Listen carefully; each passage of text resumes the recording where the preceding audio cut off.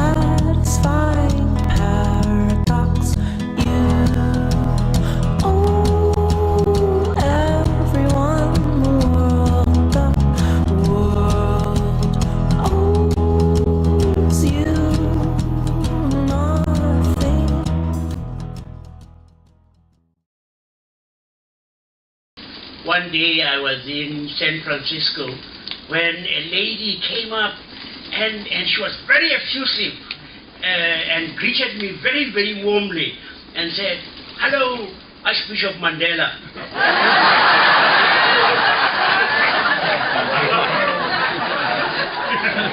Sort of getting 2 for the price of 1.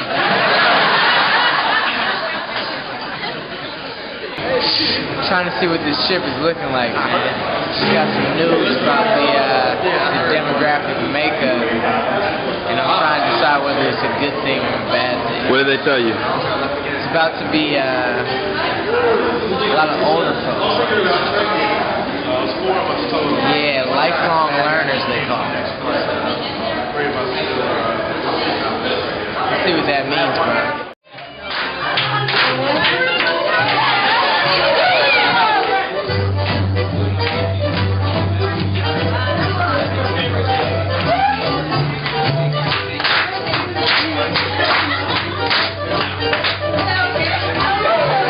Do you need help, brother?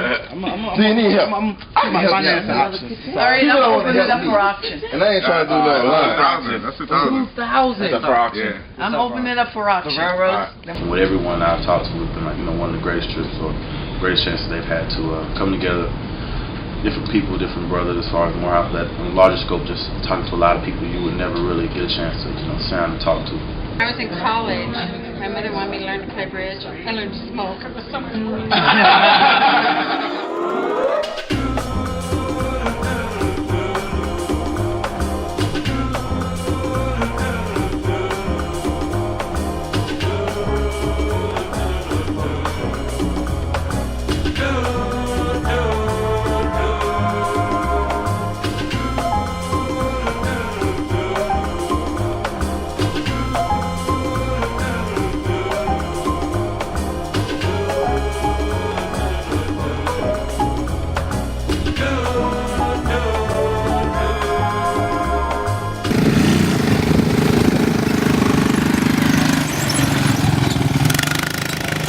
You don't want to be in videotape, but you were making a documentary.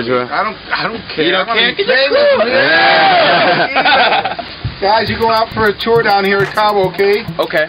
Going to Land's End, explore Land's End on a glass bottom boat. One of the most complete and excellent tour we have here at Cabo. Okay. The price is only $10. Wow. This is Julian. Julian, he's our captain today. He's our Julian.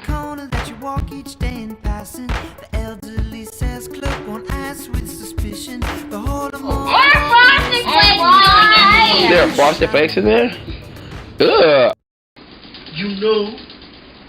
We are made for togetherness. We are made for being interconnected. We are made to live in a delicate network of interdependent. That I have gifts which you don't have. But then you have gifts that I don't have. And you can see God, loving God then and say, now, isn't that something? Now they will know that they need one another. This is a spring semester class. You will receive 3 credit hours for this class. You will have readings. The key to that word is read. Probably no one in here who has the skills to loom that cotton. But I'd be willing to guess that there may be people in Nicaragua that can do that. And they will do it much cheaper than you will. So kind of keep those things in mind. So this mutual interdependence, you are dependent upon people you don't even know. More and more and more of those people. This is called the increasing division of labor. Your frame of reference, the question was, why do we keep harping back to America or to the U.S.? One of the things that you need to be keenly aware of as you move into the global world is political ideology. Well, it's a frame of reference, and that's okay, but we want you to begin to take that frame of reference and expand it more globally. But I think what we do is we want people to have our life, and we believe our life is the only life. And so I think if we're trying to strive people to have an American life, then that may not be what they actually need. Speak of poverty. I don't think everybody has the same idea of poverty. When we go further down south, the poverty that we are going to see is extremely different from the poverty that is experienced in the US. I was speaking about this up to last night. In the US, for instance, I'll use the projects, no particular one. Use the projects, right? These people have a cement or concrete or brick building. If they pay, they have electricity. If they pay, they have heat. If they pay, they have water. People in the Caribbean and Latin America, poverty is living in a house that is built from billboard material or wood that you chop yourself. Altogether, approximately 1.2 billion people are in poverty, surviving on less than $1 a day. And because of severe malnutrition, a child in a poor nation is 50 times more likely to die before the age of 5 than a child in a rich country. Likewise, a woman in a poor nation is 150 times more apt to die in childbirth than a woman in Europe or North America. The reason we're pointing these out is because this is the direct link to the Millennium Development Goals, why the idea of trying to address these issues is important. Is this goal to make sure that people are working towards this? Is that the goal, or is it the right to be out of poverty is the goal by 2015? The goal for 2015 is that every human being has the right to not be in poverty. So it's kind of like the pursuit of happiness. How do you think in 2011 that other countries will be well developed and they will be having a good socioeconomic status, but they don't? So that was the big issue with me, and I got to see it firsthand. Because you see things on TV, but until you get that real eye-opening experience, you never realize what you have. Downstairs in pharmacies, it comes upstairs and it's given to the patients, and then they go back to. So this is the hotel.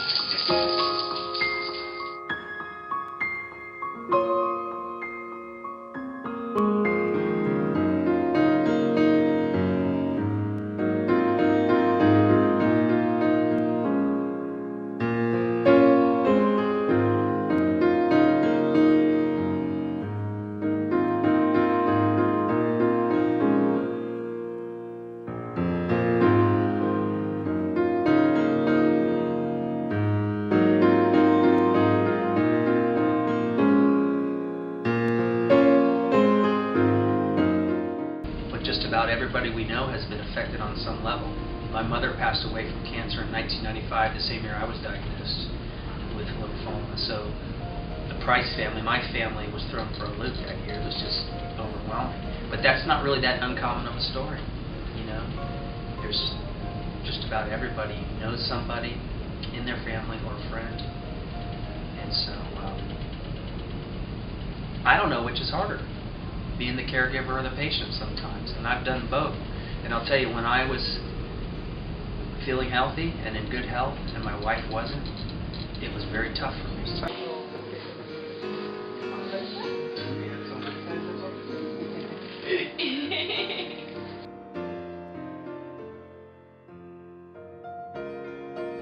These are the things that I think make these people so resilient.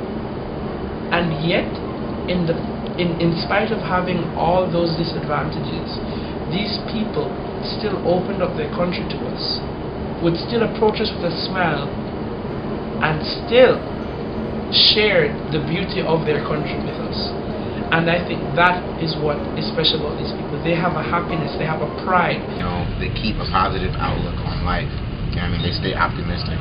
So, you know, that's powerful to see. You know, in the States, sometimes we complain about, you know, the most minute things. And kids who are terminally ill, you know, they're smiling, they're happy.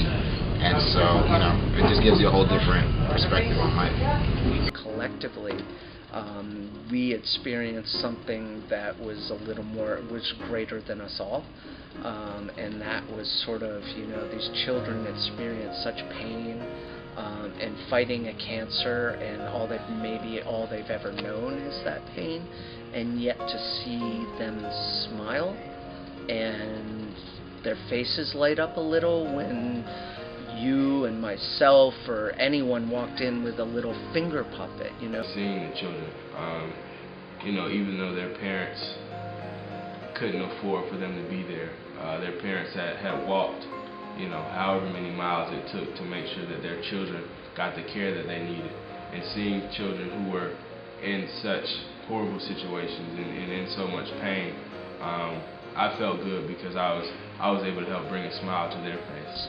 It was awful to us all. I think it was life affirming, and demonstrated just that there is something greater in between human beings than maybe we allowed ourselves to see and experience every day.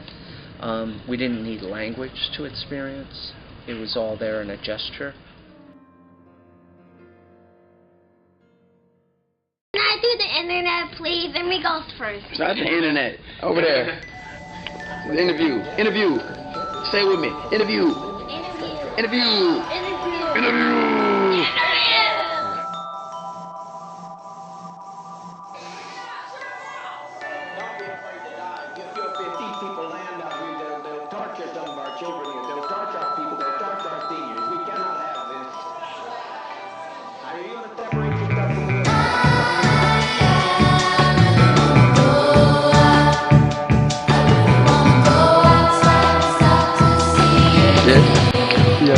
This is not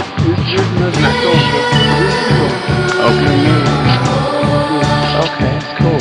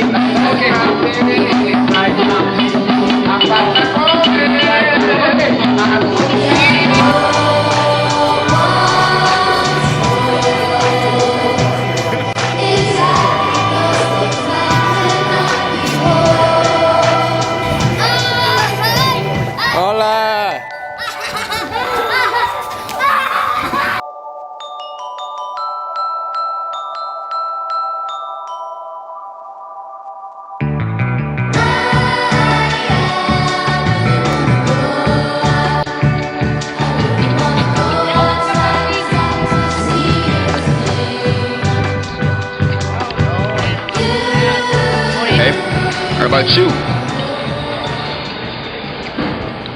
Tacos. Burr. Quesadillas. What?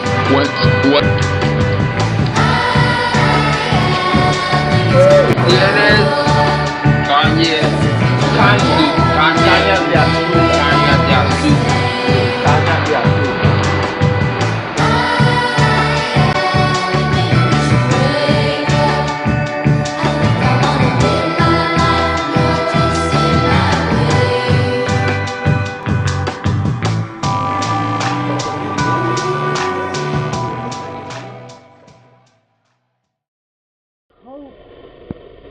That from the few things that I have said, you've just basically gotten someone else's perspective, because the only way to build a whole picture, and this I learned way back when I was at your level studying as an undergraduate, you build a whole picture by getting everybody's piece of it and putting them together. And the more pieces you get, the more complete your picture is. And if the only pieces you collect are the ones that are like the ones you started with, you'll never get a true picture, because you'll be missing essential pieces.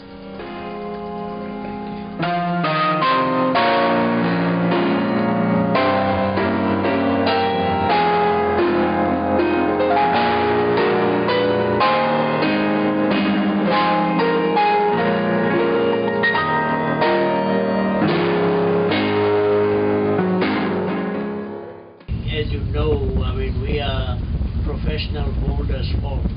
We can go on and on and on. But perhaps, I mean, you guys have observations, questions? I am a graduating senior from Omaha, Nebraska, and I'm a sociology major. And my question for you is, being spiritual as well, when did you start walking in your faith and tightening that relationship with God, knowing, going into your destiny? I'm from Chicago, and you know, there's hella police, but there's also a whole lot of gang violence. Is there violence here? It's not too much. Too much. Yes, I'm not really Right. Tengo Honduras, the first language is Spanish. Right. Only in the island, the first language speak English. Okay, why is that? Before the island, it was British. The native people in the island speak English. Okay, because the British had the island first? Yeah. Okay.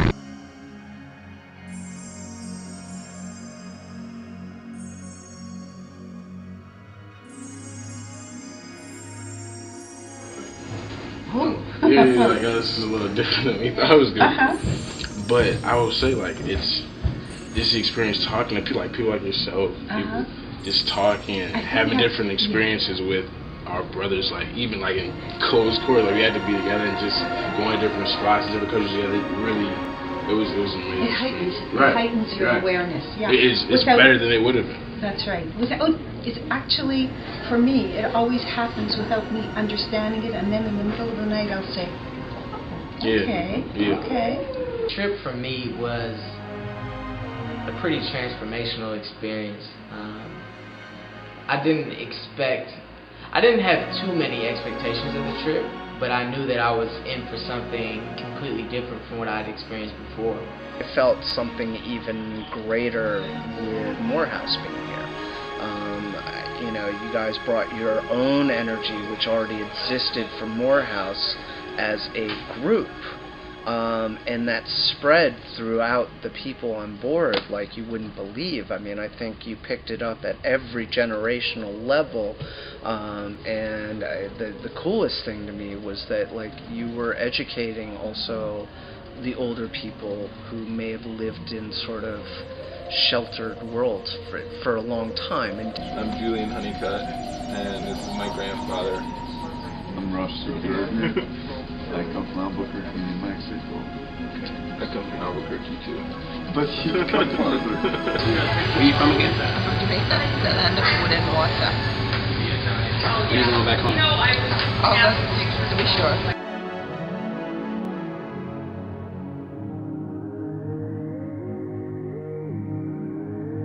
I think our initial goals of going to the trip were to be these learners on this voyage. But we became the teachers because we taught all these people a lot of life lessons about ourselves. I know many of my African American brothers, through talks before going on the ship, expressed that they didn't think that the world had this appropriate image of what they represented, what they were, and they bashed so many stereotypes being on this voyage. I know just a response of the different members of the crew of the ship, of lifelong learners coming back to Morehouse with letters and emails and phone calls saying that they'd never met a greater caliber of students representing an institution. And to be part of that and to be one of the people that was on this ship breaking stereotypes, educating such a diverse group of people, that was unbelievable. Beyond the wholesome discipline, be gentle with yourself. You are a child of the universe. No less than the trees and the stars, you have a right to be here. And whether or not it is clear to you, no doubt the universe is unfolding as it should. Therefore, be at peace with God, whatever you conceive him to be, and whatever your labors and aspirations in the noisy confusion of life, keep peace with your own soul, with all its sham, drudgery, and broken dreams. It is still a beautiful world. Be cheerful. Strive to be happy. Fine words.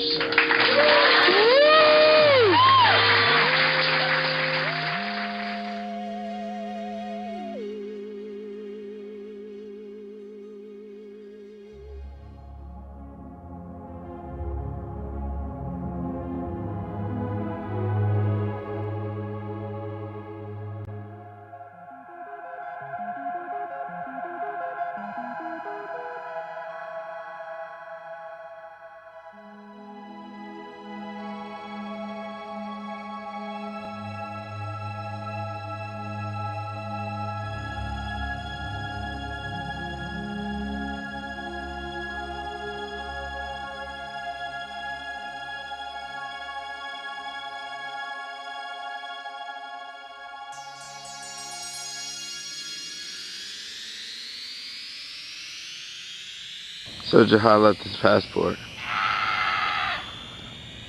and he can't get into the gate.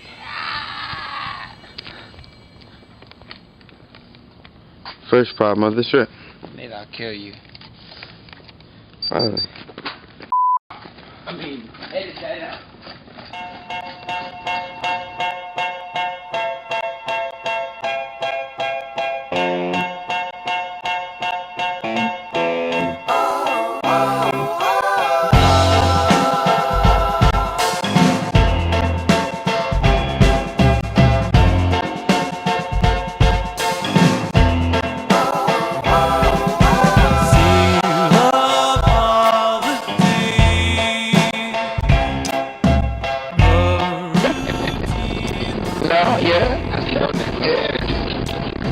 I don't know, never mind.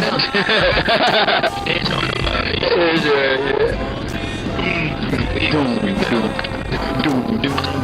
Obvio de Costa Rica, we are chilling. In Costa Rica, in the car. I just had a dollar smoothie.